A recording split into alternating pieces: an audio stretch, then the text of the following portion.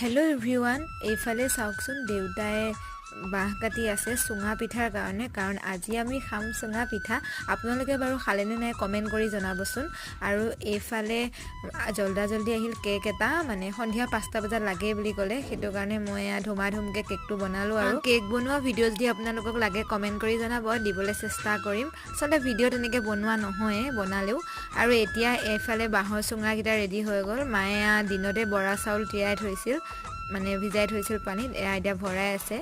চুঙাকেইটাত আৰু এতিয়া দেউতাই চুঙাকেইটাত চাউল ভৰাই হোৱাৰ পিছত খেৰ লৈ পেলাই মুঠি কৰি মুখখন বন্ধ কৰি দিছে আৰু এতিয়া ধুনীয়াকৈ আমি জুই পুৱাই চুঙা পিঠা পুৰি আছোঁ